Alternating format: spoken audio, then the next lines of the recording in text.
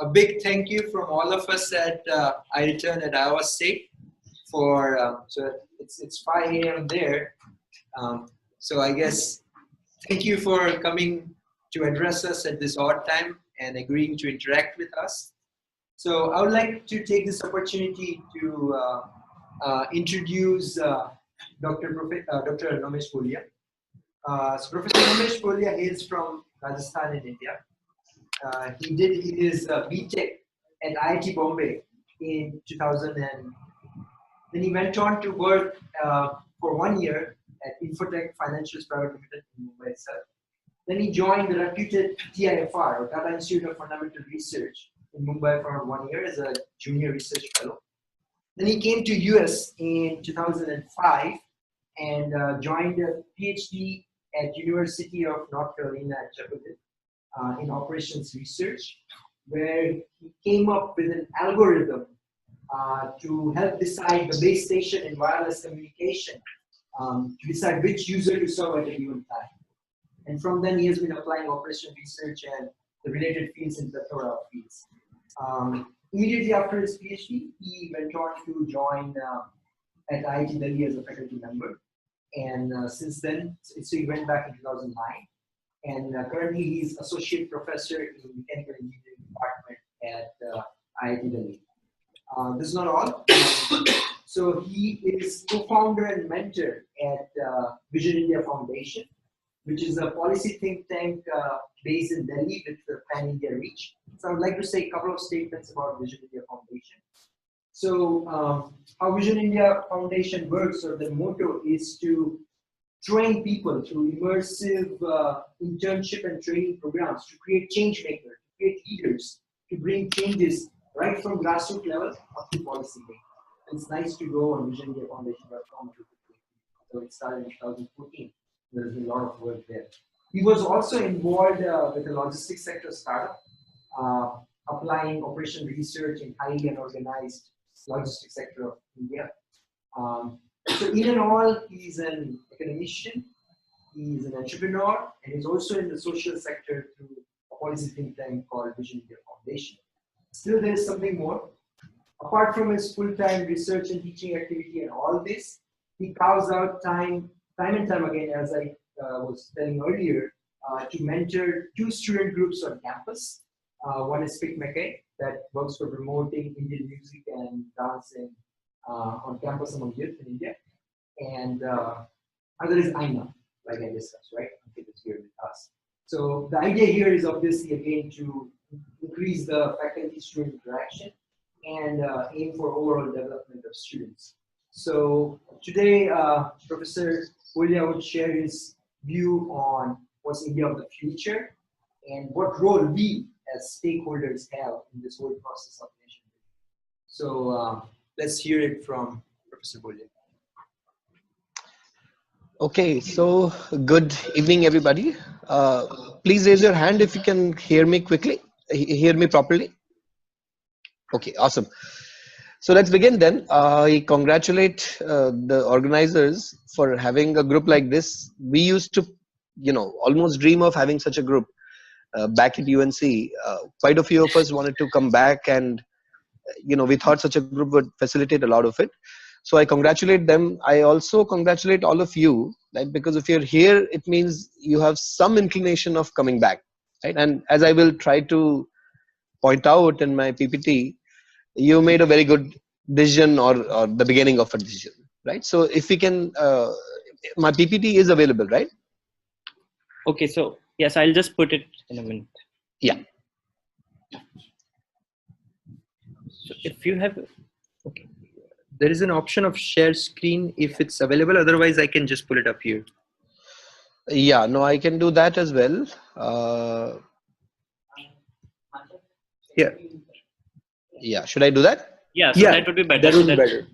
Switching slides would be easier then. Right. So there's button in the center, share screen. Yeah. Is it working? Can you see the PPT now? Yes, perfectly. Okay. All right, great. So welcome everybody to this little presentation on India of the future, and invitation to stakeholders of nation building. I'll make some points and then I will try to have some Q&A, and I think that's where the bulk of the thing is going to be. So, okay, I'm trying to move the slide here, not working out. Okay. All right. So I hope some of you would have heard of this economist called Angus Madison. How many of you have heard of it? Can you just do a quick show of hands? Okay, 1, 2 people. Okay. All right. So this was a project some time back when, when the millennium was just starting. Some people decided to figure out how the countries have been doing economically through the history, right? And the findings of this study, they were amazing. Quite a few of us would have heard of something like this, right? So we do know that, out of a lot of emotions, people call India Sone ki chidiya and stuff like that, right?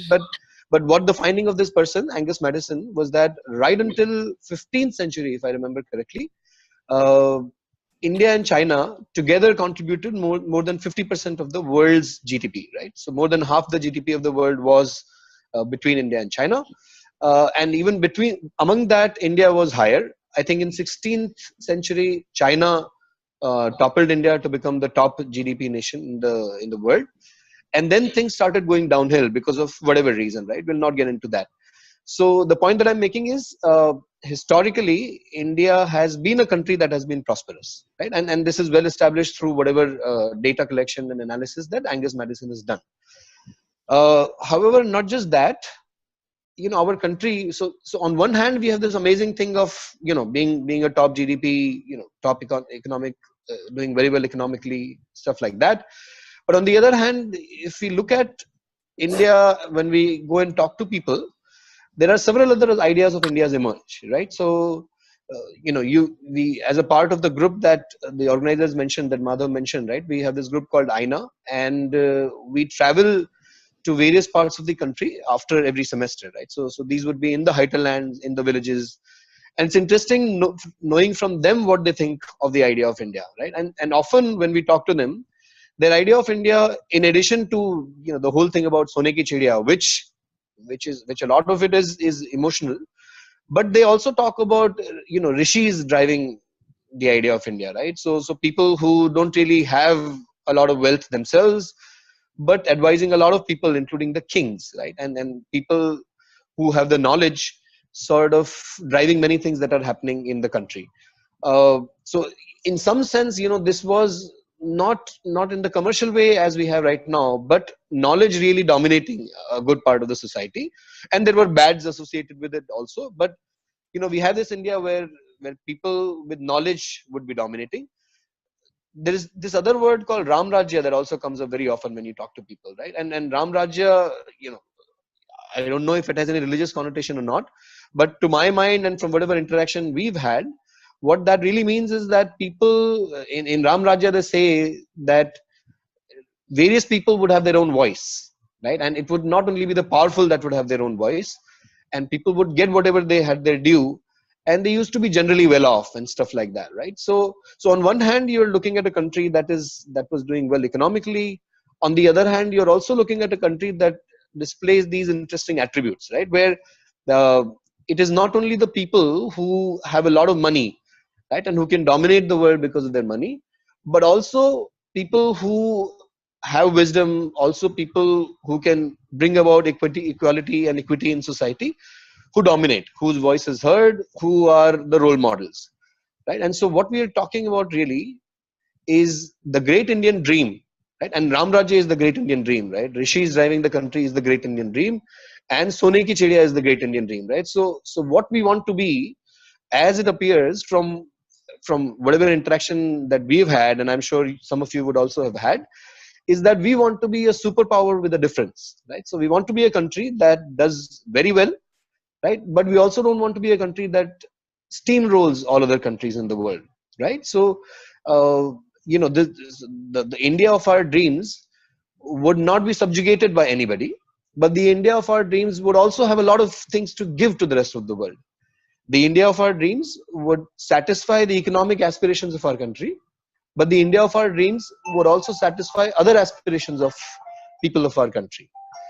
right? So it is this India that we are talking about, an India that gives a chance to all individuals to flower, not just from a material perspective, right, where I have wealth and I'm doing well generally, right, but also an India that empowers me and connects me with the rest of the society, also connects me with the rest of the creation, rest of humanity.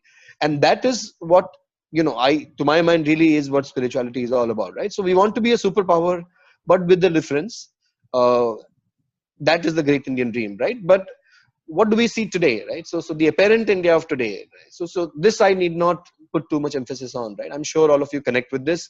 So we see a lot of poverty in our country. There's, any amount of corruption in our country.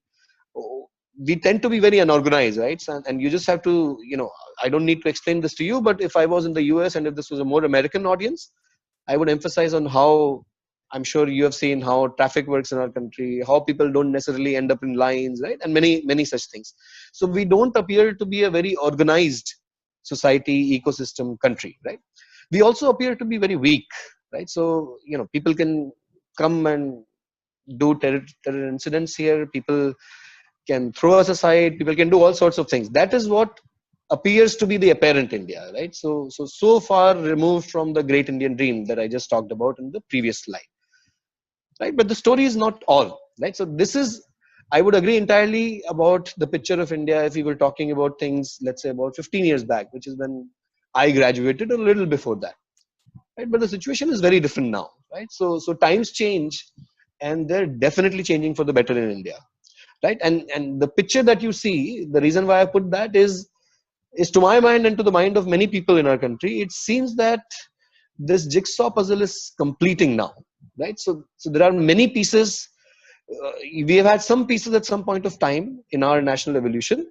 We've had, but not all the pieces, and we could not figure out how they will all come together and complete the puzzle, right? But it seems we have that now, and I just want to describe 2 or 3 attributes. There are several more, and we can discuss them in the Q&A. But what we are seeing now is, although a bulk of our, meaning a significant chunk of our country is still below the poverty line, which is abysmally low in India, we also see an India that is increasingly prosperous, right? And I'll tell you why I feel about that. There are statistics about millions of people, or probably hundreds of millions of people, having come out of poverty, which means rising above poverty line, in the last 2 or 3 decades, right? So after 1990s. But also, I see this phenomena manifesting in a different way, which I'm going to talk about briefly. The next thing all of you would have heard for sure, right? So we also have a young India now, right? So this statistic you must have heard all the time. 65% of our country is less than 35 years of age. Uh, we are among the youngest big country, probably the youngest big country. And you see that, right? So everywhere you see, from the government to the NGO sector to the universities, everybody seems to be talking about young India, right? Now, to bring about any sort of change, youth is important, right? And we see that. What we also see is a very confident India, right? So to give you an example, when I graduated with my BTech from IIT Bombay, there would be several people who would not feel confident about, just talking about India in a group of people, right? Now today you have a group on campus which aims to get people back to India. Now to do that, you really need to be confident in putting India in front of so many people, right? And apart from this, there are so many other ways, and I can describe that in Q&A again, where young India and other people, not just young but other people also in India, are more confident about what India is, where it wants to be, despite its current situation, right? To come back to the first point, increasingly prosperous India, one reason why we feel so many young people now come forward and do different things in India. And some of you would have seen that when you were in India. I definitely see that all around, not just in IIT, but even out of IIT, is that quite a few of our young people now have sort of an ecosystem where after the hard work of their parents' generation, they don't need to worry about where they will immediately get their first job. Right? And we see that there are so many fellowships that are prospering in India, for example, right? For these fellowships, so you have the Teach for India fellowship, you have the Gandhi fellowship, you have the Piramal's fellowship. There are so many fellowships that are coming about, and all of them get an amazing number of applications. These fellowships don't offer a good amount of money, right? But they offer an opportunity to bring about good impact. And the age of the people that apply to this fellowship ranges from somebody who's fresh out of the college all the way to people who have been, out of college for about 5 years, 6 years, even 10 years on some occasions. So people are not in a hurry to immediately get a job. And one main reason because of why that is happening, that behavior is being displayed, is because now people, quite a few people have come out of very, basic levels of poverty, right? So they don't need to worry about 2 square meals a day, and so they can explore the world in a better way, right? And so overall, what this points to me, right, in terms of so many other economic indicators that you would have seen, right? The fastest growing big economy, fastest emerging economy.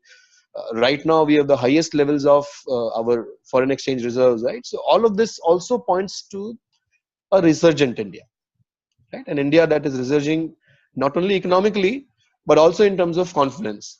Confidence not in just terms of what we are now, but confidence in terms of what we were and what we can be, right? So it is this resurgent India that we are beginning to see today, right? And the way I like to put this to students is this momentum, and you will feel the momentum if you are here today in India, right? The momentum is such that it is no longer about India and the Indian government and all of us saying, NRIs, you have money, you have the ability, you have the exposure to the world, come back, please do something for the country, right?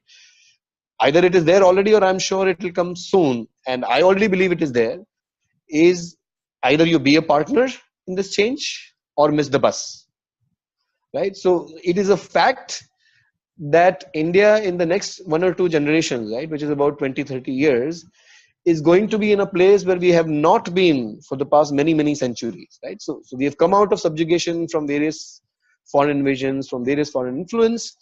We have a very young country. We have a country that is confident of itself. We have, the entire puzzle in place. If you want to contribute, contribute. If you don't want to contribute, you will miss a chance of making such a country, such a nation, which we have right now in our country, right? So being in India today means a lot of action, right? Why am I saying you missed the bus? So it means a lot of action, right? So countries that were prosperous have already started sort of plateauing, if not decaying, right? So, and I read an interesting article, I can share that with this group, that talks about how the North Atlantic region, which is North America and Europe, already have their influence waning. So for those of you who follow media, you would have seen, China being talked about a lot, India being talked about a lot, particularly China's, Belt and Road Forum, where they're trying to build massive highways and everything all across the world. Not everything is good about that, but there is a lot of action in this part of the world, right? Whereas the rest of the world seems to be plateauing. You also will have a lot of meaning in your life if you come and work here, right? Meaning because you will have the satisfaction of helping rebuild a country, right? So in other parts of the country, for example, the US, much of the things, at least in terms of how the basic system works, is all set, right? You don't have to do much. In India, however, you can have this satisfaction and meaning of seeing things grow from the grassroots, right? So we are still setting our systems up. We are still making a lot of basic changes in our country, and just being a part of that adds a lot of meaning to life, right? And there's a lot of joy, of course, right? When you see the joy of on the faces of people who you interact with, when you see how systems are evolving, right? And of course, that is really when you are able to bring about such a change, right, in your own life and in the life of the people around you, in the life of the country that you reside in, that you really get this feeling of success, right? I don't, to my mind at least, success doesn't mean only, earning a lot of money and then having a great car, having a great house, right? So all of that very soon starts being boring, right? And then, so I think there is real success in being here, and also belongingness, right? So all of us do belong to India, and being able to come back when today, like I will talk about in the upcoming slides, the economic incentive is not so bad, right? There is a lot of other incentive, uh, in terms of being able to create a change, make a change, create some difference, and this being our own place, right? So like there was this dialogue in the movie Swadesh, right? So you would feel that you are, lighting up your own home and not your neighbor's home. So you get all of this, and if you don't come back, you just miss this bus, right? An added incentive, right, is also, I remember, so this is just an anecdote, right? I remember when I was there in India, so when I was there in the US, I had made up my mind that I will come back, right? So in fact, I submitted my thesis on 12th October 2009, and I had my flight back to India on 13th October 2009. So the very next day I had my flight back. But I used to talk to several other people about whether they want to come back to India and why they want to come back to India, right? And then, I didn't imagine this, but there was a common response, not a unanimous response, but a common response, which essentially boiled down to saying that in India, you can live like a king. You can do whatever you want, right? So you can break the traffic rules, you can do, this, that, and the other, and not worry about people bothering you, not worry about the police coming at you, not worry about the law coming at you, and so on and so forth, right? So this was the sort of, not a very positive way, a funny way of looking at living like a king in India. But actually, I entirely believe that you can live life king size in India because of all these things that I mentioned, right? So you can bring about a lot of change. You come to a country that right now is upcoming and offers a lot of economic incentive as well. Now, this is sort of my call to come back, right? I've called it Padharo Mare Desh, right? I'm from Rajasthan, as was mentioned in the introduction, and this is the welcome call. For those of you, for the people with your background, what do we know? What do we want when we work, right? In the research and relevant sectors. So we are constantly, as people who are into academics or allied areas, research and development, we are looking for problems, right, to solve. There are so many problems in India that are waiting to be solved that you will definitely, and these problems are all very new, right? These problems are not extensions of problems that you see in other parts of the world. So many new original problems, many low hanging fruits, simple problems that are waiting to be solved. Funds. So in terms of research and development, I would say that today India probably on an average, right, typically is actually better than the US, right? And I will answer and elaborate on this more in Q&A. But as an academic, I am more confident of getting funds at IIT than so many of my other colleagues in the US. Right? So the government, for example, does realize that there is a need to spend money on research and development. There is the private sector that's willing to chip in. There is the NGO sector that's willing to chip in. And already in my 7 years of being at IIT, I've got funds from all of these people. And I've not really had to try very hard, right? And so there are a lot of funds that are waiting to be utilized to solve these problems. There are many laurels that are waiting to be adorned, right? So, meaning it's easy to get recognition, right? So you come, you solve a problem. There are so many problems. Some of them are easy. So you solve them, all of that is waiting. There is a lot of satisfaction that you can derive from all of this, right? And so overall, what this means is you come and you see an overall growth in your own personality. And that is really what the growth of the nation in our concept is, right? That people grow, they end up, being successful economically. They also end up being successful otherwise, and then the entire nation grows, right? So this is the right time to be in India. Such times have not been around for a long time, actually. And everything pretty much that people in our sector could want for exists right now, apart from a few things that I will come to later. Now, opportunities in science and research. So, there are many university positions. All the universities right now, including IITs, ISC, are low on faculty, right? So we have much less faculty than what we potentially can have. And, the system also recognizes that, right? So it is one thing to set up universities, but the other to also give them resources and let them run, right? Let them run, meaning literally run. And so, those of you who have heard of it, there is this scheme called the Vishwajit scheme of the government these days, where they're saying we want to build about 20 world-class universities, and they're willing to pump in all the money. They're willing to give all the autonomy that is needed to these 20 universities, and so on and so forth, right? So there are many universities that have faculty positions and that have quite a few vacancies, so to speak.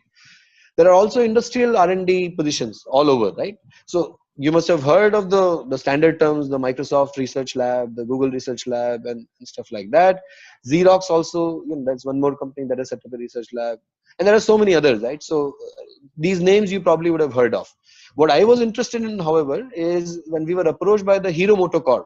Right? So Hero Honda was a joint venture between Hero Group in India and the Honda Group in Japan. Right? So about 3 to 4 years back, they approached us, and they're trying to work out some sort of a program with us. They're saying now that we don't have an arrangement with Honda, we will need to set all the research up locally in India. Right? And they are willing to put in quite a lot of money. They have called faculty from various places to train their people to come up with new designs for their vehicles and stuff like that. So there is quite a bit of industrial R&D happening, still not at the scale of the US, but still happening, and not just in the traditional sectors of CS, computer science, but also others. And then there are quite a few startups actually. So you would have seen that from the government program of Startup India. There are also, my guess right now, at least in IIT, is that almost every third person in their third and fourth year at IIT would have some brush or the other with startups, right? They would have either started a startup, they would have been a part of the core team of a startup, they would have interned for a startup. And these people are not just people who have come out of their BTech backgrounds. So that is one. But also, for example, I used to teach a course on entrepreneurship at IIT, and we used to have people come from outside do their talks. And some of the entrepreneurs were actually PhDs, right? So they had done their PhDs, they got whatever knowledge they could accumulate, and they were applying that to create products and companies. And there are many more such opportunities available in the overall sector of science and research, right? So it's up for the grabs. The situation will not be the same about 5 to 7 years from now, when many of these positions would have been filled. Opportunities for youth. So, it's interesting, right? These times when in all the sectors, right? So like it was told in my introduction, I participate a lot in the social sector, right? I work a lot with the government, right? So we have a program where we are formally working in partnership with the government of India. There is consensus everywhere that youth have to be engaged and they have to be empowered. They have to be given relevant positions. Their views have to be sought. They need to be made a partner in the country's growth, right? So, Startup India was an example of that. But for example, recently what the government did is they tried to create, 50 change makers and problem solvers from among India's young entrepreneurs. Right? Such programs have not existed, and it is not just isolated actually. So the PM wants to do things like that, not because one fine day he felt like that. Overall, the government seems to be coming to this conclusion that youth have to be engaged. And likewise in NGOs. So for example, now if you look at the average age of NGO leaders in India, I don't have data really, but my anecdotal evidence and whichever NGOs I interact with tells me that the average age has gone down significantly, right? So there is consensus everywhere that youth have to be engaged, and there are a lot of opportunities. So opportunities of fellowships, the way I described, right? So, and these are interesting fellowships, right? Teach for India gives you a fellowship to teach, right? So they give you some sort of a basic stipend and they give you a platform to teach students. Gandhi Fellowship does a variety of things around the development sector. So you go to a village, try to develop it in whatever ways you can, along with the participation of the local villages. There is an interesting fellowship called the Legislative Assistance to MPs. Right? So here, so some young people worked with MLAs and MPs to help them do their research to draft laws in the country. Right? Interesting idea. We also, Madhav talked about Vision India Foundation that we started. We also have our own fellowships, and people apply for those fellowships and work with decision makers. They work on education. They work with the government itself. They work on what the civilizational idea of India is, and many things. Right. So there are many such opportunities that are waiting at the fellowship level, at the initial level, and also at the larger levels. Right. And I can talk more about this in the Q&A. But also there are many low-hanging fruits, right? So there are many things that are simple, just waiting to be solved, right? And waiting for some young people to come and have a look at it, right? And I think these are all up for grabs again for those of you who want to come back. And you can participate in this, right? So when you come back to India, you will also yourselves be youth, right? So you'll still be around 30s or whatever. And many of these opportunities will remain open for you. Right? In addition to the research opportunities that we talked about in the previous slide, my own journey, right? So it has been fascinating, to say the least. I like to say that particularly being in IIT, I am an institution by myself, right? So what is an institution? You are able to do a variety of things, right? So like Madhav described, IIT gives me the freedom and also the encouragement actually to one, do my research. Of course, I choose whatever areas I want to do research in. So I started off doing some of my research in telecom and finance. Right now I focus a lot on policy and governance, right? And I have about 10 odd PhD students. I've already graduated about 3 PhD students in this time. 2 or 3 are going to graduate very soon. I have entire freedom in choosing what sort of things I want to do. I have several research grants from all over the place. uh, I do teaching, of course, and then like Madhav pointed out, I have our own startup where we are trying to organize the logistics sector in the country. And then we have this social sector things, right? One which is Vision India Foundation, where we interact with decision makers top down and try to bring about change. And we have seen amazing results. Actually, we ourselves were confident that we would be able to pull it off, but it has beaten our expectations. We in fact are now talking. We're just 3 years old. We launched this at the Vision India Foundation at IIT Delhi, and now we are talking about the next big step of a huge project to build public leadership in the country, right? So that has worked out very well. And then there are campus groups that Madhav described. So I have been able to do all of this, and that gives a lot of satisfaction, right? So all my instincts of all types sort of get served by this. And it is not that I'm doing this with a lot of conflict all over, right? So there are a lot of perks. So IIT gives me the freedom, like I said. IIT also gives me a very good pay, right? And the pay is good enough that sometimes I describe my job as the following, right? So I feel that I'm just pursuing my hobbies, and the government chooses to pay very well, right? And so this pay, for example, when I graduated from IIT Bombay, an immediate alum, so fourth year BTech student who has just graduated, would earn more than a faculty member. Right? That is no longer the case now. So right now, my salary runs upwards of 1.5 lakh rupees a month. I have enough money to take care of all my needs. On top of that, we get our home, at such a wonderful place in Delhi, right, within the IIT campus.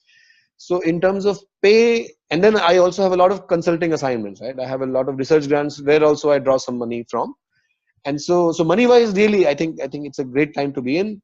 Now, because of the research grants, also I get the ability to travel. So I feel I am able to travel more than for conferences, workshops, meetings than my colleagues in the US.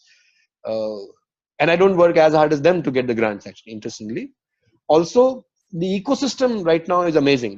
That's a part of the overall perks that I get, right? So what I've written here is access, right? So as IIT professor or as an academician anywhere, right, in a respectable institution in India, you get a lot of access, right? So even though the value of a teacher has gone down in India, it is still not so bad, right? So as an IIT professor, whenever I interact with anybody, be it the government, be it top honchos of companies, I always get appointments, right? So things may not move after that, but getting appointments is easy. So this access is easy to do whatever you would want and to do whatever I've wanted to do so far.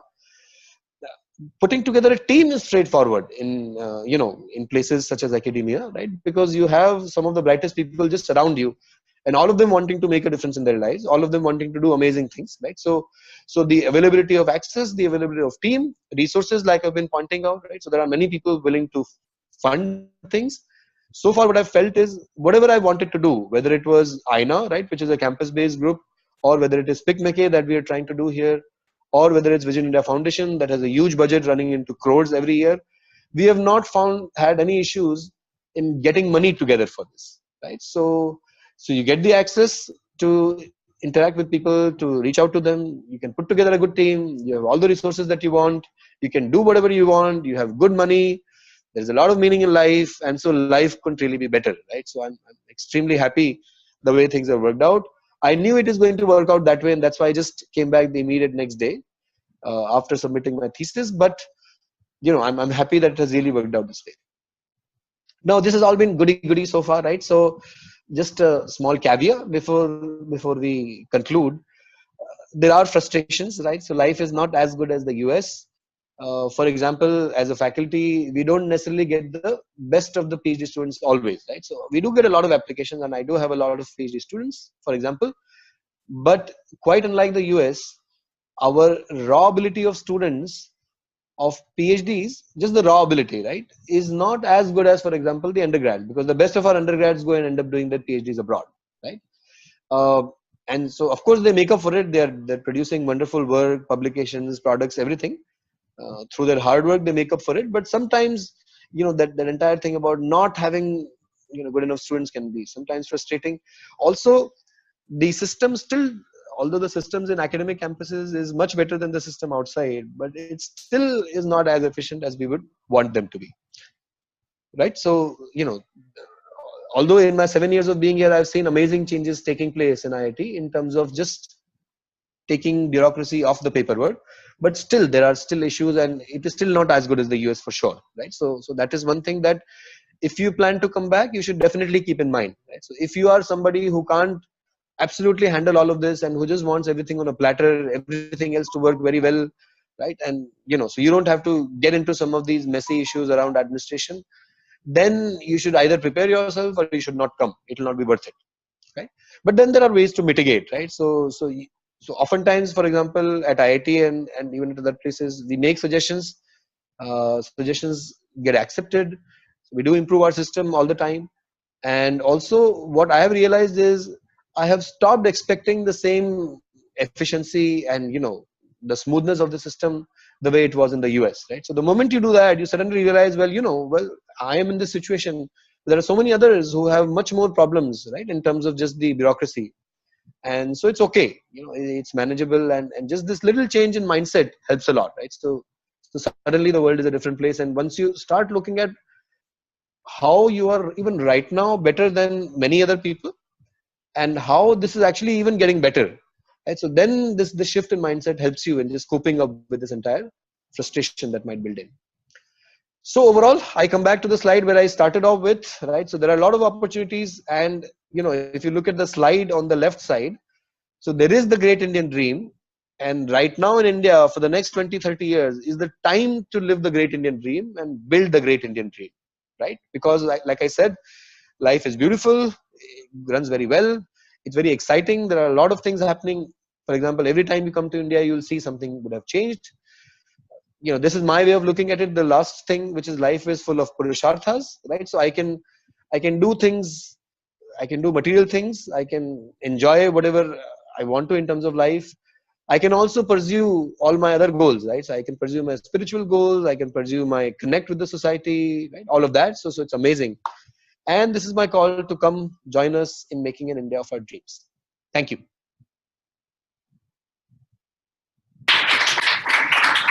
Yeah, so if we have questions around, yeah.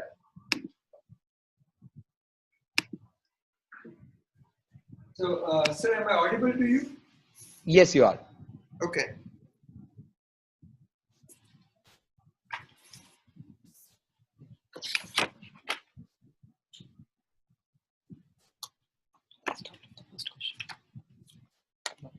Introduce Amar. Yeah. So this is question from Amar. Maybe you can raise your hand.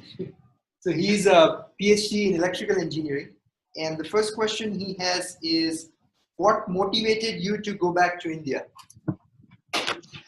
Well, like I said, I always wanted to come back to India, right? And the reasons are actually in this slide, right? So, what I realized is that whatever I can do in the US, it will still be incremental, right? Here, whatever I can do can create a lot of impact, right? And I knew sort of that things are getting better in terms of the resources in India. And I knew that if I was able to be a part of bringing, this change of rebuilding the country, as you will, right now, I knew that will give me a lot of satisfaction and kick, right? And so, as a result of this, and the fact that I really connect with India, I feel a lot of belongingness to India, is what motivated me to come back. So next question is from Gauri. She is also PhD in electrical engineering, and her question is, to what extent is research in India influenced by research in the USA? Are academic institutes involved in researching more India-specific problems? So that's a good question, Gauri. And I personally, I think the answer would vary depending on who you talk to. So still quite a bit of research does happen, being influenced by the US. So, a typical outcome of research is publication, right? I'm sure you understand that. And many publications do end up being, not trivial, but significant, but still extensions of the work that is being done in the US, right? So while that is true, there are also examples of people who want to solve India's problems and do research that way, right? So so that trend is picking up now. Although right now I would say there's still a big component of research being influenced by the US, right? But there definitely is a shift, right? So at least among the younger colleagues that I talk to, all of them, even if they are working in the traditional way of looking at a problem that was solved in the US and extending it, all of them do want to have some India specific problem as a part of their portfolio. So this is a question from multiple people. How is the environment for collaboration in India? Is it common to see projects that have people from different institutes working together? So,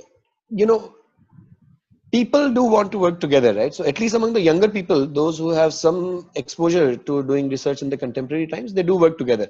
So for example, I have a lot of, collaboration with other IITs, also universities in the US and stuff like that. Sometimes there are processes that, put some hurdle in doing that. But again, like I said, just in my 7 years of being here, there are changes that we have tried to introduce that help make this process better. So the answer is there is willingness, and you do see people collaborating with each other. There are some systemic hurdles in terms of how to take care of administrative stuff, and we are trying to find solutions to it, right? So for example, IIT Delhi will soon probably come up with this thing called the School of Interdisciplinary Research. So what we realize is that our existing departments, for example, don't talk to each other a whole lot, right? And so to sort of facilitate that, we have created an entire entity to sort of trigger collaboration. More specifically in terms of research, between institutions, IIT Delhi, for example, has this arrangement with AIMS, right, where people who come to our Center for Biomedical Engineering, they are also simultaneously joint faculty at AIMS. So they get an office space and everything at AIMS as well, and they also have, of course, some office space here. So that sort of builds in this collaboration well. So yeah, it is increasing, still not the best that we want, but definitely increasing, going in the right direction. Other question is, can you give an example of a low-hanging fruit you solved? It's again from Amar. Low-hanging fruit that we solved? Yeah, can you give an example of a low-hanging fruit kind of problem that you solved? That we solved. Okay, so let's see. We have worked on, right. So for example, we were trying to work with the Container Corporation of India, right? And what they do really is they have a system where they allow containers. So I don't know how much you're aware, but so the transportation, freight transportation often happens. The current state of the art is to transport them in containers, right? So they're big, huge boxes, life-size boxes. You can almost build a home, right? A small one-room home in those containers. So containers can also go on top of each other, right? Sometimes on some tracks with some safety, things in place. And the problem that they were facing is, what do we do to do it better, right? So can we load our containers better so that we can optimize our costs? And so when we did that, it was a reasonably straightforward linear program that we created, right? For those of you who are aware of it, we could also actually not just create the linear program but build a product out of it, right? So we had a GUI in the background. There was a optimization engine that was running. We created the software. They gave us the funds. We deployed the software at Container Corporation, and now I think if they use it well, they will be able to, and we demonstrated that on live data, they will be able to save. That's what my research area is all about, right? Making systems more efficient. So they will be able to save about 1 lakh rupee a day from almost every train that they run. So this was an example, right? So this problem was just waiting to be solved. They had to approach us. We applied our mind to it, and we could solve it. This is a question from Shubhra. You're in MSE department, material science. Yeah. So her question is, as a second-year PhD student, how should I build up my profile and also expand my communication to get opportunities like teaching in an esteemed institute? I believe in India. An esteemed institute in India. Okay. Right. So, well, one advice that I can give, and sometimes that might get missed, is to make sure that you publish, right? Because academic institutions in India, at least the good ones, that is where the most of the emphasis is, right? So sometimes what happens is students, they do well, right, and they have work lying here and there in the form of a thesis or some documents. They're not able to put it together in terms of a publication, right? So make sure that you have all the work that you've done either communicated or published already. And that's critical, right? Its importance can't be undermined at all. I can never say enough about that. uh, Sometimes you might feel that, well, this work is not big enough, or I don't have the time, I've already done things and I already have 1 or 2 publications, why try for more? But do try for more, right? So that is one advice that I'll certainly give. In fact, if some people, for example, work in their internships, right, they go to companies, or they might work with some other professors there, and try to capture all of those work also in a publication. That is one thing that you should do. In terms of outreach, what you can do, Shubhra, for sure, is, I'm sure you visit India, right? Every so often, once in 1 year, 2 years, whatever it is. And whenever you do come, get in touch with people, whichever same institutions you're talking about, get in touch with them. You can just shoot an email to the head of a department or to director or whatever. And more often than not, that email does get a response. And say, I'm here, I'm coming down, I'm doing my PhD here, I would like to come and give a talk, right? And oftentimes we are willing to have people come and do a talk, and we do have some informal evaluation going on in our mind when you come and do your talks here, right? So you do a talk, we know you have done this, we know the kind of work that you've done, we know where you are, the quality of your work and everything. And so when you apply, that ends up being useful later, right? So these are 2 things that I can suggest immediately. So I guess this is the last question. Do you recommend a postdoc or industry experience in US before taking up or applying for faculty position in India? Right. So this is tricky, also controversial, right? So my views are probably different from many other people. So there are 2 sides to it, right? So you do a postdoc either because you feel the need, right? Because you might not feel prepared enough to become a faculty member, right? Because a faculty member involves several things. The moment you come in, the first 1 year, even though we don't really have a full-fledged tenure system like in the US, it's still hectic, right? The first year, because you will be teaching probably for the first time. You have to start writing your grants. You have to do some research. You'll be advising a PhD student for the first time. So if you feel you're not ready for that entire gamut of work, that could be one reason for you to do your postdoc. The other reason is, does IIT or whatever, I'm talking about IIT because I'm from there, but do institutions in India expect a postdoc? So, if you think you're not ready, I think you should definitely do a postdoc, right? Although I think oftentimes people underestimate themselves. Once you come in here, it's easy to pick things up, right?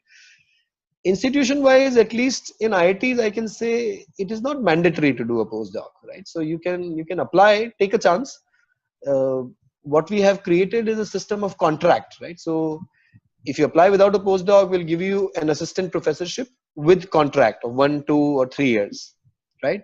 Now, this is interesting because technically we can fire you after the contract ends, but it rarely happens, right? Unless you really go up to somebody and, I don't know, so just hit the head or pick up a quarrel with a faculty colleague, or, don't talk to students well, right? So start using whatever abusive words with them in the class.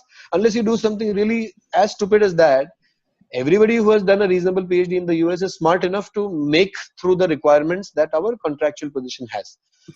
And the other thing is, the contractual position is not in any way lesser than a regular position. So you get all the perks. So for example, when I joined in a contractual position, I had a home just like everybody else. I could apply for all the grants within IIT and out of IIT.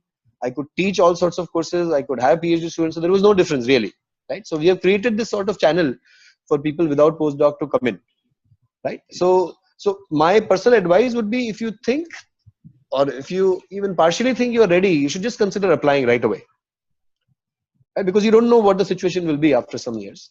But if you think you're not ready at all, I can't really handle, I don't even know how to write a paper well, right? There's no way I can handle a class of 30, 40, 50 students. Then I think maybe you can consider doing a postdoc and, get some padding and then apply for a faculty position.